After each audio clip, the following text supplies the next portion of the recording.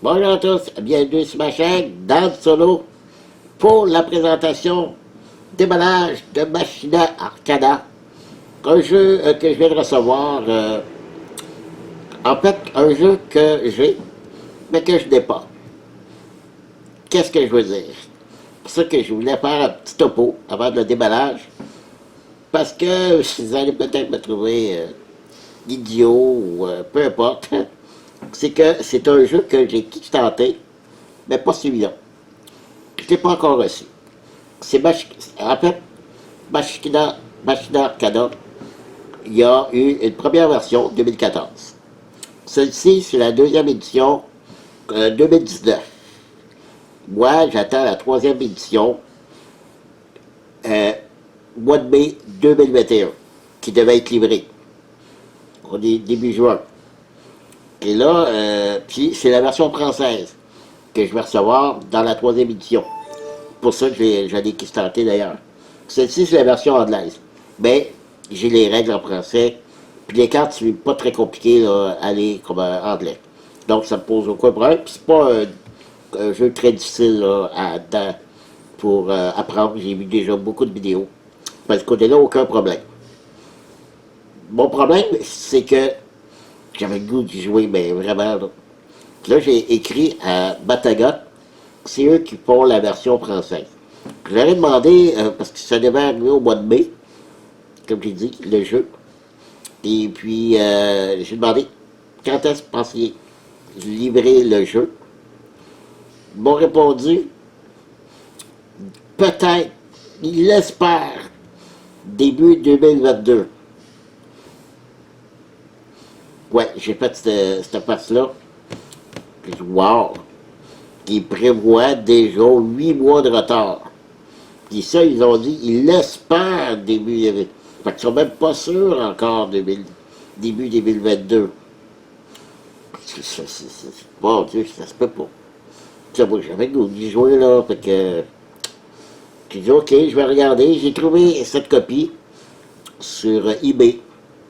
Ouais, il m'a coûté un peu plus cher. Normal, ça c'est de eBay. Mais on n'a rien pour rien. Puis j'avais le goût d'y jouer tout de suite. Puis je l'attendais. Puis là, quand j'ai appris 8 mois encore, bon, je regarde. Puis je vais avoir celui-là, puis lorsque j'aurai l'autre, si j'ai le goût de changer pour la version française, je vais voir. Sinon, je vais garder celui-là et revendre l'autre. Ou je vendrai celui-là, puis je garderai l'autre, je sais pas. Ben écoutez, moi pour l'instant, je suis content que j'ai cette version-là qui ressemble beaucoup à l'édition qu'il va avoir là, en français. C'est à peu près les mêmes composantes, les mêmes cartes. C'est juste, je crois que c'est la version française. Et il y a une extension qui vient avec. Quand mon plaît, j'ai une petite extension qui vient avec. Alors voilà, c'était le petit topo. Maintenant, on va découvrir le jeu. Vous allez voir, les composantes sont magnifiques. Et on regarde ça ensemble. Restez là, j'arrive. Voilà, on est prêt pour le démarrage. J'inspectais la boîte. La boîte est en très très bon état. Parce que ça vient du, des États-Unis au Michigan, qui est passé par le Kentucky. Donc, ça a été livré par UPS et puis, bon état. Il était bien emballé, tout ça. Donc, c'est super. C'est une boîte très lourde, beaucoup de matériel à l'intérieur. Il n'y a pas de figurine. Ce n'est que des standees. Vous allez voir, c'est très joli. Et vous allez voir aussi pourquoi, qu'est-ce que le jeu avait de particulier, pourquoi il m'intéressait. Vous allez voir qu'on va retrouver à l'intérieur. Des grands anciens. Oui, oui, oui, mesdames et messieurs, des grands anciens. Ok, Machina Arcana, un jeu de 1 à 4 joueurs pour des parties de 30 à 240 minutes. Oui, ça peut être long, mais il y a moyen de raccourcir les parties. Et c'est pour 14 ans et plus. Machina Arcana, c'est un jeu dungeon crawler, vous allez voir. Super bien fait. On joue principalement sur une seule tuile, des fois deux, ça peut aller jusqu'à quatre. Deux par deux, jamais plus que deux par deux. Ici, il faut changer de tuile. on enlève les tuiles et on continue sur l'autre tuile. Donc, c'est super pour ça. C'est pas quelque chose qui va prendre beaucoup de place lorsque je vais y jouer. Alors, on ouvre ça. Vous allez voir que les plateaux, ok, je ne vous le dis pas de suite. Vous allez découvrir avec la boîte.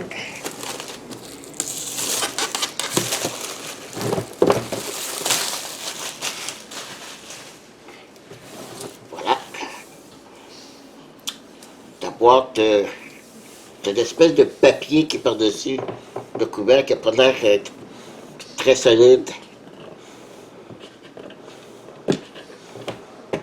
Alors, c'est sûr que si vous voulez avoir le jeu, ça va être difficile pour vous de l'obtenir ou faire comme moi, aller sur eBay ou pogner une version usagée quelque part. Mais par contre, l'année prochaine, lorsque la version en français sortira, peut-être c'est un jeu qui pourra vous intéresser. Le match-tech, ici, c'est comme embossé. Donc c'est super bien fait. La boîte quand même assez épaisse. Pas de qualité. Voilà, ici il y a un petit papier. Ok, c'est les scénarios. Récurrence. Géométrie of Void. Oui, parce que la version que j'ai trouvée sur eBay, c'est une version premium Kickstarter avec les stretch goals. Bon, c'est ce qui était marqué. C'est là qu'on va découvrir si c'est vrai. Après ça, la version ordinaire, deck avec trois scénarios. Et celle-ci devrait avoir 5 scénarios, parce que les stretch goals rajoutaient 2 scénarios. C'est ce qu'on va voir. Le livre de règles, comme j'ai dit, je l'ai en français. Et étant donné que c'est la deuxième édition, j'ai le livre de règles de la deuxième édition, donc aucun problème de ce côté-là. Puis honnêtement, j'aurais peut-être même pas besoin de le lire. J'ai vu beaucoup de parties. Et honnêtement, c'est pas difficile à jouer. Très facile à comprendre. Donc je connais déjà pratiquement toutes les règles. Donc quand même un bon. C'est bien fait là. Ben, moi je l'ai déjà lu et tout ça. Donc livret de règles de. Ici avec l'aide de joueur à l'arrière. Un jeu de 33 pages. Voilà. Déjà les pions qui se défont ici. Donc c'est qui se détachent très facilement. C'est les pions ici, ils servent de deux côtés. Lorsqu'on va faire des actions sur les plateaux, on va mettre ça pour dire qu'on le fait sur certains points. Ça, c'est des pions pour les joueurs. Je ne détaillerai pas les règles, là. Je vais en faire peut-être une partie. Je vais essayer. Ah, ici, c'est emballé tout ensemble. Wow, on va regarder ça après. Oh, il y a beaucoup de pions ici qui sont défaits. On va les retirer. Donc ici, voilà. Voilà. Les plateaux de joueurs, double layer. Donc, les cartes des joueurs vont rentrer ici, pour calculer notre essence, nos points de vie et notre endurance. Donc, c'est encavé, double layer, super, très bonne qualité. On devrait en avoir 4 comme ça. Et ils sont différents, les 4. Vous voyez les symboles sont différents pour chacun des joueurs. Par la suite, on a un beau petit sac, machine Arcana. Mais on n'a rien à piger dans ce jeu. Donc ça doit être seulement pour placer les dés, possiblement. Mais quand même. vu que c'est une version de luxe. On a les petits supports pour les standees. Vous avez les blancs pour les joueurs et les noirs aussi pour les ennemis, les monstres, tout ça. Donc, je vous ai pas ça, vous connaissez ça. Des petits pions ici, justement, pour les plateaux de joueurs. Vous en avez 3 modèles.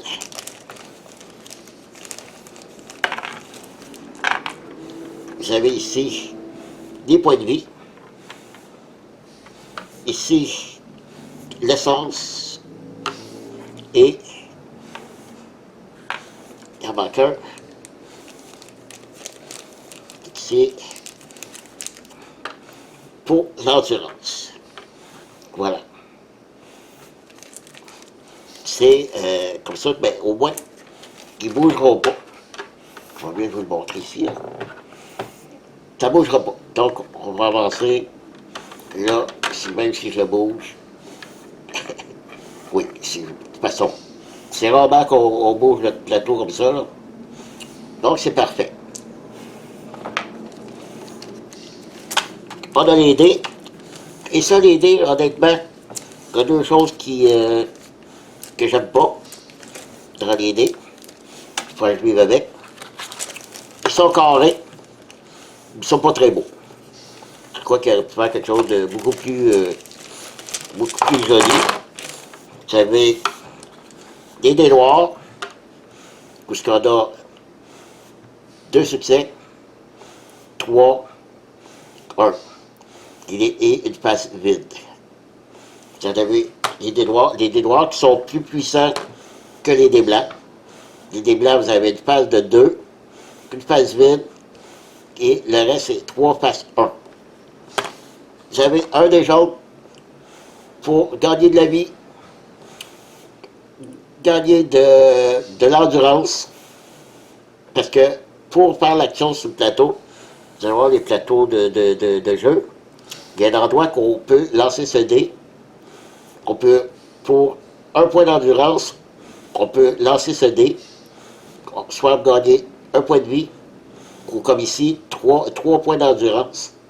Donc, ça nous permet de faire d'autres actions par après. Et on a un D10. Et ça, c'est pour savoir, durant la partie, les monstres qui vont apparaître sur le plateau et les cartes d'horreur qu'on va avoir à piger. Voilà. Et là, les cartes, il y en a beaucoup. Ce que je vais faire, c'est que je vais ouvrir ça tantôt. Je vais démêler toutes les cartes. Puis, je vais vous montrer ça après. On va ouvrir l'autre paquet ici que j'ai. Continuer avec ça.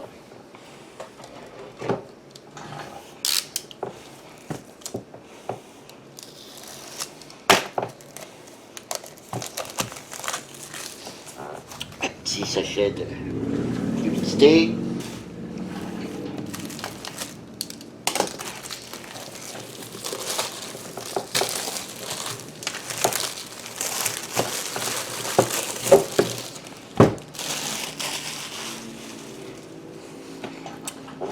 Ici, il y a un autre plateau où les scénarios vont être ici. Là aussi, c'est double layer. Ça va mesurer la piste d'horreur. Ici, ça va être la piste des monstres. Le niveau des monstres. Et ici, ça va être le niveau pour faire augmenter ici le niveau des monstres. Quand le pion ici arrive au bout, il y a les monstres de niveau 2 qui vont arriver dans le paquet. Donc là aussi, ici, il y a un petit pion qui n'a pas été. J'arrangerai ça plus tard. Donc là encore, très solide. J'ai remarqué que ça a été coupé au laser parce que j'ai les doigts sales. Donc ça a été... les fameux standees. On a 4 héros. Des monstres. Et là, c'est là que je vais... Byakhee. Pour ceux qui connaissent le monde de Lovecraft, Byakhee, vous connaissez ça. Ensuite, on a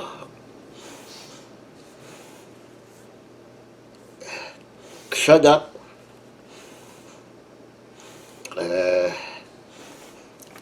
De l'autre côté, oh, ok. Ça se défait tout seul. C'est super, moi j'aime ça parce que il n'y a aucun résidu sur le côté. Ça, j'adore ça. Oh, on a pas seulement 4 héros, on a plusieurs. On a 8 au total. Et on a comme le bigot. Ça aussi, vous connaissez ça.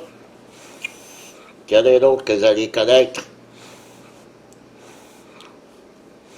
Ici, Atla Dacha. Ça aussi, ça en est un.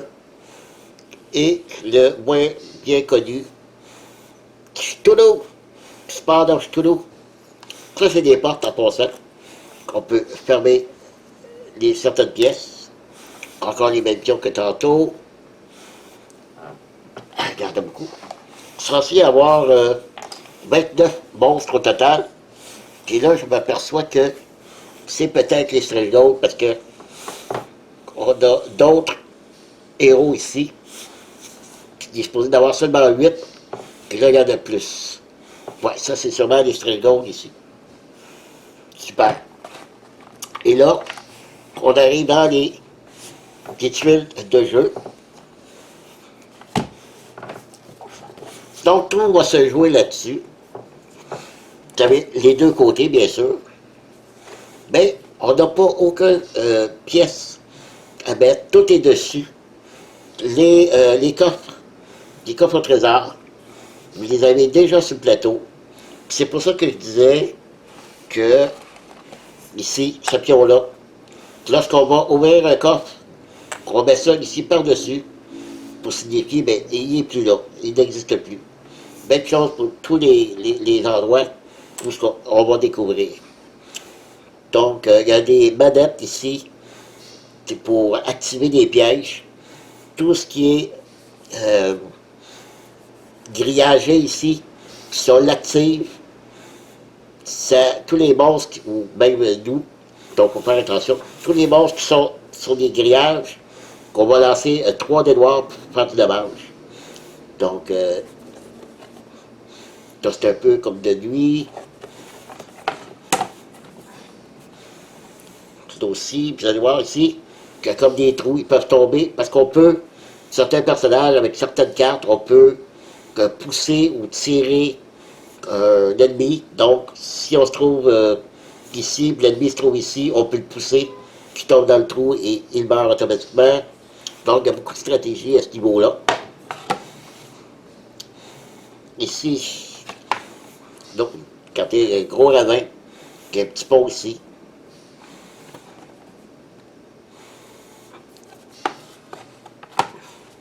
Très coloré, je trouve ça super beau.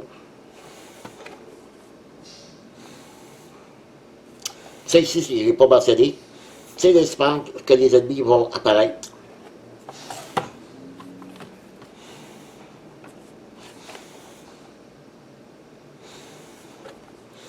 Moi, je trouve ça très beau. De super belles tuiles. Chaque carré, c'est sûr, c'est un déplacement.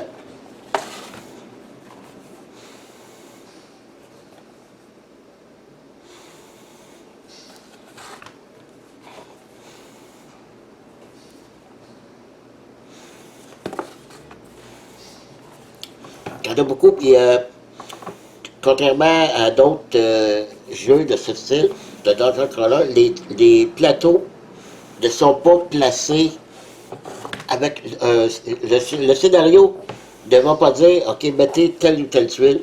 Ça va être pigé au hasard. Donc, on va mélanger les tuiles, puis on prend toujours celle du dessous pour la prochaine tuile. C'est-à-dire que si, généralement, lorsqu'on change de tuile, vous voyez un petit point ici, on commence ici. Et lorsque je vais sortir ici, ben, la prochaine tuile qui va aller ici, de ce côté-là, ben, elle va être pigée au hasard, qui va venir s'abriquer ici.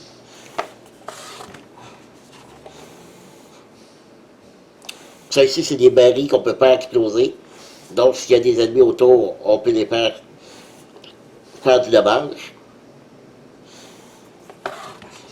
Et ça, c'est les tuiles le dernier tuile pour les scénarios. Horror in the Ice. Donc, lorsqu'on joue ce scénario-là, la dernière tuile qu'on joue du scénario, c'est celle-ci. Ici, Statue of Despair. Donc, là, avec la dernière tuile de ce scénario. Et ici, The Beast. Un autre tuile pour un autre scénario. Donc, que je me rends compte qu'il y a seulement 3 tuiles, donc, qu'il y a seulement 3 scénarios, les 2 autres. À moins que c'est 2 scénarios qu'on doit jouer avec un de ces 3-là, je ne sais pas. Donc, j'arrête la vidéo, je vais déballer les cartes pour vous montrer les cartes et on aura fini pour le déballage de Machina Arcade. Je reviens. De retour! Et je peux vous dire que pour vous, là, ça a duré une 35 secondes. Mais moi, ça fait déjà 1 heure que je suis parti. Et non pas parce que je suis allé faire d'autres choses. Non, non.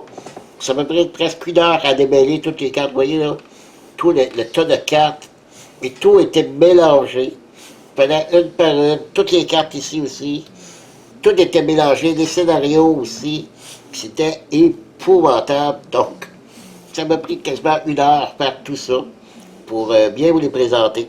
Et surtout le nombre de cartes qu'il y a par paquet. Et, vous vous souvenez qu'au début, la petite feuille ici qu'il y avait, qu'au début, c'est les stretch goals, finalement. Oui, il y en a. Donc, il y a 3 scénarios de base, mais il y en a 2 autres avec 8 monstres supplémentaires, 4 explorateurs supplémentaires ici, plus 2 ici, des cartes, des plateaux, des tuiles supplémentaires, des items ici que je vais vous montrer. Donc, il y a tout ça de supplémentaire, c'est fantastique, fantastique. Donc, on y va. Ici, les cartes d'équipement. Il y a 4 sortes de cartes. On a les armes, les cartes d'équipement, ce qu'on appelle des consommables. Donc, on l'utilise seulement une fois et on défonce la carte. Des artefacts et les équipements comme armure et tout ça. Il y a quand même énorme paquet d'armes et de modifications d'armes. Ce n'est pas que des armes, mais on peut avoir des cartes qui modifient notre arme. Donc, c'est un ajout, dépendamment du symbole qui peut s'agencer. Je vais vous montrer. Mais au début, ce n'est pas toutes les cartes qu'on peut avoir. Vous voyez dans le petit coin en haut ici, il y a un petit numéro 1. Donc, c'est au niveau 1. Lorsqu'on va passer au niveau 2, on va rajouter un autre paquet d'armes de niveau 2. Et ça va être la même chose pour les monstres que je vais vous montrer tantôt. Les monstres aussi, ils ont chacun un niveau, jusqu'à 4 niveaux. Les armes aussi. C'est 2, 3. Je ne sais pas s'il y a 4 niveau 4 dans les armes, je pense pas. Donc, voilà. De la façon que ça fonctionne, c'est très très simple. Comme je dis, les cartes ne sont pas... comment je pourrais dire, ne sont pas traduites, mais extrêmement simple. C'est pratiquement juste de l'iconographie, là, ou connaître la base. Comme ici, c'est une arme à 2 mains. On peut seulement avoir 2 armes, soit 2 armes à 1 main, ou une seule arme à 2 mains. Et ici, il y a un petit symbole, un petit cercle ici à droite, là. Mais si je prends une carte d'équipement qui peut s'agencer avec elle, ben, il va modifier mon arme ici, qui va l'améliorer. La petite flèche ici aussi, il peut y avoir ce qu'on appelle, il y a 2 types il y a amélioration et l'autre, je ne me souviens plus, c'est les modifications. Donc, il y a 2 cartes qu'on peut rajouter à cette arme. Je pense même qu'il y a une arme, une carte, une main qu'on peut rajouter ici. Mais vu qu'elle se rajoute à cette carte-là, il y aurait 3 mains, mais ça fonctionne pareil. Donc, ce que je disais, comme ici, il faut dépasser 3 pions d'endurance. Mon arme va jusqu'à une portée de 4, puis je lance 3 dés blancs. Puis ça dit, quand je tue un ennemi, je lance le dé de 10, et si j'obtiens 6 ou plus, je me guéris d'une vie. voyez, c'est vraiment pas compliqué. C'est comme ça que fonctionnent les armes. Il y en a une panoplie énorme. Et il y en a que je vais essayer de trouver, comme ici. C'est une hache, OK, qui est niveau 2. On dépasse deux, moi j'appelle ça des pions d'action, mais d'endurance. Il n'y a pas de chip ici dans la petite cible, OK? Ce qui veut dire que c'est une attaque de mêlée. Vous voyez, là aussi on lance 3D. Et on peut augmenter mon attaque de 1 à ce round-ci. Une arme à une main. Donc, il y en a beaucoup, je ne les passerai pas tout, là, les petits canons. Énormément. Et le défaut, écoute, les cartes sont d'une bonne qualité, là. C'est des cartes vraiment très épaisses, à la limite presque du plastique, mais ils ne glissent pas. Puis regardez là, la forme de la carte, là. OK? Ça, je connais pas ces sleeves-là, mais je sais qu'il y en a parce que lorsque j'ai écouté des vidéos, il était sleevé. Donc, il faut que je regarde là, quelle sorte de sleeve ça va me prendre pour ces cartes-là. Comme ici, c'est les consommables qu'on utilise une seule fois. Vous voyez, il y a ce symbole-là qui nous dit une fois que ça a été utilisé, on le jette. Donc, ils ont tout ça, comme ici. Ça prend un point d'endurance. Il faut que ça soit en mêlée. Et je jette la carte et j'effectue l'action qu'il y a ici. Donc là encore, une bonne quantité.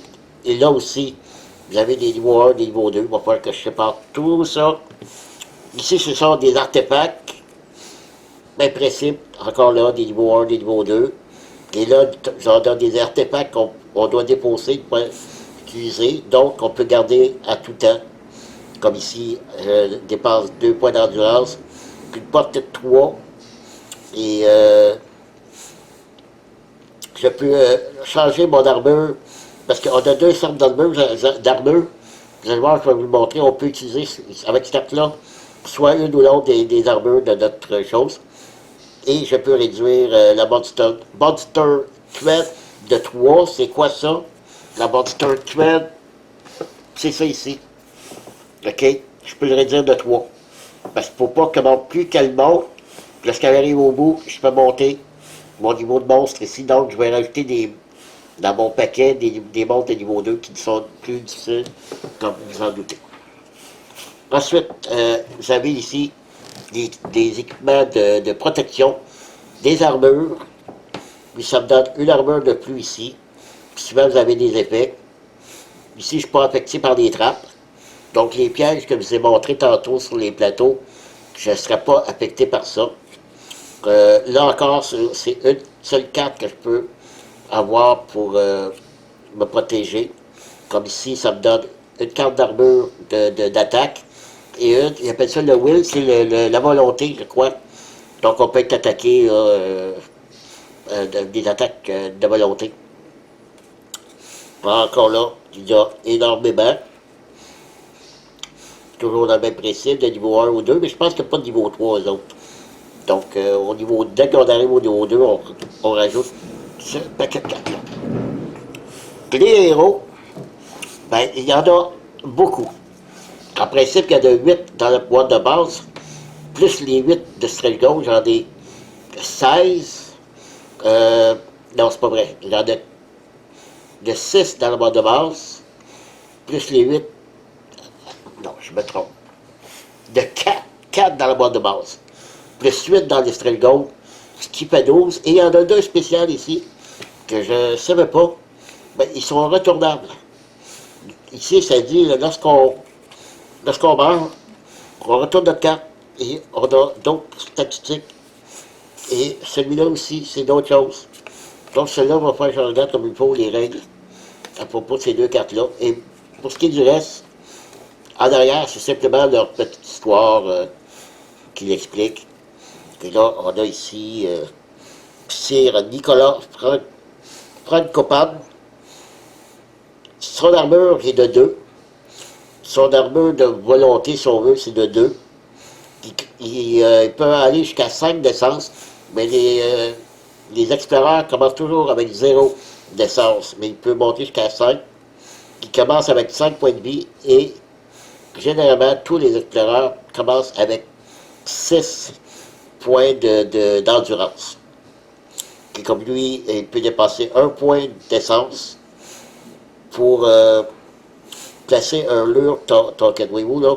Ça. Moi, quand il y a des mots comme ça, c'est pas un texte, là, mais un petit mot, je vais voir sur Internet, qu'est-ce que ça veut dire, un lure token. Je vais aller voir c'est quoi. Ici, je peux, en dépassant 1 point d'action, d'endurance, pour bouger un lure token. Hop, c'est ça. Je vais aller voir c'est quoi le lure, là. Mais sinon, c'est pas très compliqué. Ici, on a Laurie Gérard, Hank Orden, Gunther Bergman, Philippe Kirian, Kim Richard, Sam Fairbank, des images, j'ai passé vite là, les cartes là. Les autres sont en noir et blanc, là, mais ceux-là sont superbes. Les monstres aussi, vous allez voir, sont superbes. Artemis de Clan. Le graphisme est super beau. C'est ce qui m'avait plu aussi. Regardez celle-là ici. Là. Très jolie. Danae Kasumba. Mackenzie Wallow. Et Jessie Monroe. Si je regarde ici, ouais, c'est ça. Oui, elle, au niveau de son armure est de 2, ben sa volonté est de 3.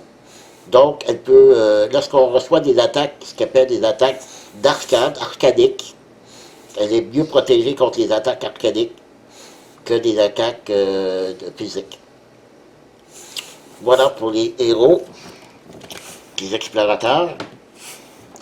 On arrive ici aux monstres. Là aussi, dans la boîte de base générale, sans les strelgold, il y en a 29, mais ici, on en rajoute 8. Donc, j'ai 37 monstres différents. Et là encore de niveau 1, 2, 3 et 4.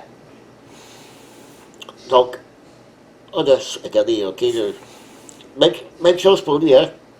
3 d'armure, 3 d'arcade, 1 point de vie. Et ils n'ont aucun point d'endurance. Ça veut dire que lui, il n'utilise pas d'endurance par ses actions. Mais ici, si on regarde celui-là ici, le Osado Gawa, de 7 d'armure, ouais, c'est un niveau 4, ok. 7 d'armure, 6 en arcade, il y a 3 points de vie, 5 points d'endurance. Parce que les monstres aussi dépensent de l'endurance. Comme pour lui faire son attaque, il faut qu'il passe, quand il dépasse 2, à une portée de 3, il lance 2 dés noirs, 3 dés blancs, et il peut faire pousser un joueur de 2 espaces. Une fois qu'il a joué, s'il reste de l'essence, de l'endurance, il peut refaire une deuxième attaque. Parce qu'il en reste 2. Ça y en prend 2. Donc, il en resterait un seul point en faisant 2 attaques. S'il bouge, il dépasse l'endurance. Donc, ça réduit. Si on peut le faire bouger le maximum, ça réduit son endurance, ce qui va lui permettre de faire moins d'attaques. C'est comme ça que ça fonctionne pour tous les monstres. Honnêtement, en regardant les parties, là, il n'y a aucune ambiguïté là, pour ce qui est du mouvement des monstres, les faire jouer, ça va super bien. C'est super fluide.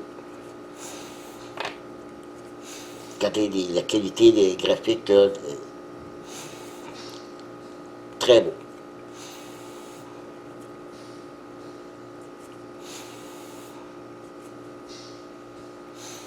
Ça là, ouais. Donc voilà, c'est les monstres. Je vais aller assez vite parce que là, je viens de voir que ma caméra est à veille de blanchir des batteries. Ben, j'ai pris beaucoup de temps tantôt, puis je ne l'ai pas arrêté. Ici, il y a deux dernières cartes. C'est les cartes d'exploration.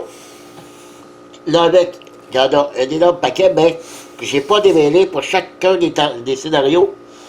Et là, comme j'ai dit, vu que j'avais tous les strelgold, je n'ai pas 3 scénarios, mais 5. Donc, chaque scénario possède son propre deck de cartes. Mais il y a un paquet de cartes de base qu'on mélange avec les cartes du scénario. Donc, c'est des cartes exploration qui, en principe, est tout du bon, c'est aucun mauvais pour les joueurs. Puis, bon, comme je vous dis, le texte d'ambiance, ça va me manquer, mais pour ce qui est de l'effet, c'est des petits textes comme ça. Comme je fais ici, les explorateurs, on peut utiliser l'inventaire. Oui, parce que lorsqu'on a des récoltes de l'équipement, on ne peut pas l'utiliser, on doit le mettre dans notre inventaire. Et ça coûte 3 points d'endurance pour pouvoir l'équiper. Ben voyez-vous, avec ça, on peut l'utiliser, puis ça ne coûte pas de points d'endurance. Donc, c'est tous des genres de petites cartes comme ça qui est bénéfique pour les joueurs. Puis là, je les montre un peu, regarde, c'est un gros paquet. Et ça, c'est les cartes d'horreur, c'est le contraire. Eux aussi, vous voyez, chacun des paquets, chacun des scénarios vient avec son propre paquet. Et là, bien sûr, c'est pas des bonnes choses qui nous arrivent, comme ici. Quand un explorateur restaure son essence, il gagne l'essence, on monte la Monster Thread, ce que je vous ai montré tantôt. Vous voyez, ça c'est une chose qui est très mauvais. Et encore là, gros paquet de cartes. Il reste à vous montrer les scénarios. Quand on les voit ici, j'en ai 3 ici. Vous voyez, posés à côté ici. OK? Et ici, c'est les 2 supplémentaires que j'ai de fournis dans le jeu. Je reviens, parce que là, je suis pas sûr de la caméra. Je reviens, c'est pas là. Bon, ok, je suis reparti de la caméra. Voilà, comme je dis, les 3 scénarios de base que j'ai ici, ça fonctionne tous pareil. Ça, c'est les 2 supplémentaires avec la boîte de les Skull Gold et de la façon que ça fonctionne. Ça fonctionne par chapitre. Donc, je vais vous montrer directement comme ça. Les scénarios va ici. On tourne les cartes et chaque fois qu'on tourne une carte, on a un magnifique dessin ici. Et pour le texte d'ambiance, comme je dis, je ne pourrais pas le lire, mais on doit effectuer ces actions-là pour pouvoir passer à la prochaine carte, voyez-vous, chapitre 2. Avec, on exécute ça. Et chacune des cartes nous dit où on doit placer le pion ici, comme ici, le 7, ici, le 3. Parce qu'à chaque fois que les joueurs ont joué leur rôle, on doit lancer le dé de 10. Ici, comme là c'est à 7, si on obtient 6 ou moins, il n'y aura pas de monstre qui apparaît. Pour chacun des joueurs, on doit le faire. Et si on n'a pas de monstre, on descend le pion. Plus on va le descendre, plus ça va être difficile. Parce qu'on va avoir plus de chances de faire apparaître un monstre. Puis une fois qu'il est apparu, on remet le pion à 7. Même chose, même principe pour les cartes horreurs. Donc, une fois que c'est fini, on retourne les cartes comme ça. Puis vous voyez, chaque fois, il y a un magnifique paysage qui apparaît en haut de la carte. Donc, pour chacun des scénarios, on nous dit, si on veut que ce soit plus court, parce que là, comme ce scénario, il y a 11 chapitres, ça peut être quand même assez long. C'est pour ça le fameux 240 minutes, là. On peut enlever certains chapitres. On s'est marqué dans le livre de règles. Pour chacun chapitre, vous pouvez enlever tel ou tel chapitre et ça ne dérange pas l'histoire. Voilà. Ça a été ardu pour moi parce que les caméras, tout ça, ça a été long aussi parce que pour vous, c'est quoi, 30 minutes, peut-être la vidéo, 30-35 minutes. Je ne sais pas trop, mais pour moi, c'est plus que ça, 1h30. Donc, voilà. Donc, merci de m'avoir suivi. Et encore une fois, bon, ok, comme j'ai dit, peut-être j'allais m'avoir trouvé stupide, mais moi, je trouvais qu'attendre 8 mois supplémentaires, ça me le tentait pas. J'ai eu la chance de mettre la main dessus, donc voilà. C'est mon choix. Alors voilà, merci d'avoir été là, de m'avoir suivi. N'oubliez pas de vous abonner. Un petit pouce en l'air si vous avez aimé ça. Si vous n'avez pas aimé ça, vous n'êtes pas d'accord avec mon choix, ben faites-moi un pouce en bas, ben pas grave. Moi, je suis confortable avec mon choix. Alors voilà, merci. Bye bye. Je vous dis à la prochaine.